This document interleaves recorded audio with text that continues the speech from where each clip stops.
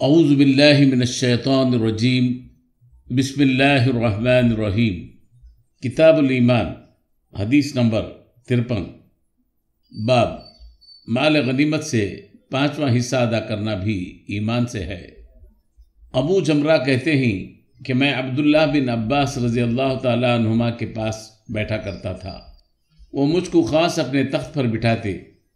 ایک دفعہ کہنے لگے کہ تم میرے پاس مستقل طور پر رہ جاؤ، میں اپنے مال میں سے تمہارا حصہ مقرر کر دوں گا۔ تو میں 2 ماہ تک ان کی خدمت میں رہ گیا۔ پھر کہنے لگے کہ عبد القیس کا وفد جب حضرت صلی اللہ علیہ وسلم کے پاس آیا تو آپ صلی اللہ علیہ وسلم نے پوچھا کہ یہ کون سی قوم کے لوگ ہیں یا یہ وفد کہاں کا ہے؟ انہوں نے کہا کہ یہ ربیعہ خاندان کے لوگ ہیں۔ آپ صلی اللہ علیہ وسلم نے فرمایا، مرحبا، اس قوم کو یا اس وفد کو نہ ذلیل ہونے والے نہ شرمندہ ہونے والے، یعنی ان کا آنا بہت خوب ہے۔ وہ کہنے لگے، اے اللہ کے رسول، ہم آپ صلی اللہ علیہ وسلم کی خدمت میں صرف ان حرمت والے مہینوں میں آ سکتے ہیں، کیونکہ ہمارے اور آپ صلی اللہ علیہ وسلم کے درمیان مضر کے کافروں کا قبیلہ آباد ہے۔ پس آپ صلی اللہ علیہ وسلم ہم کو یہ ایک ایسی قطعی بات بتلا دیجئے جس کی خبر ہم اپنے پچھلے لوگوں کو بھی کر دیں جو یہاں نہیں آئے، اور اس پر عمل درآمد کر کے ہم جنت میں داخل ہو جائیں۔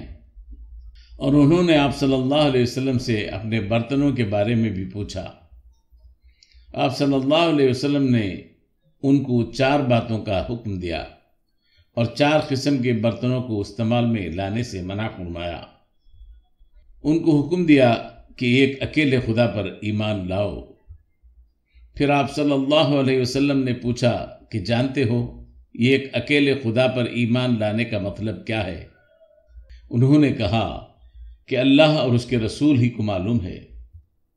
آپ صلی اللہ علیہ وسلم نے فرمایا کہ اس بات کی گواہی دینا کہ اللہ کے سوا کوئی معبود نہیں، اور یہ کہ حضرت محمد صلی اللہ علیہ وسلم اس کے سچے رسول ہیں، اور نماز قائم کرنا اور زکوٰۃ ادا کرنا اور رمضان کے روزے رکھنا، اور مال غنیمت سے جو ملے اس کا 5واں حصہ مسلمانوں کے بیت المال میں داخل کرنا، اور 4 برتنوں کے استعمال سے آپ صلی اللہ علیہ وسلم نے ان کو منع فرمایا، سبز لاکھی مرتبان سے اور کدو کے بنائے ہوئے برتن سے، لکڑی کے کھودے ہوئے برتن سے اور روغنی برتن سے، اور فرمایا کہ ان باتوں کو حفظ کر لو اور ان لوگوں کو بھی بتلا دینا جو تم سے پیچھے ہیں اور یہاں نہیں آئے ہیں۔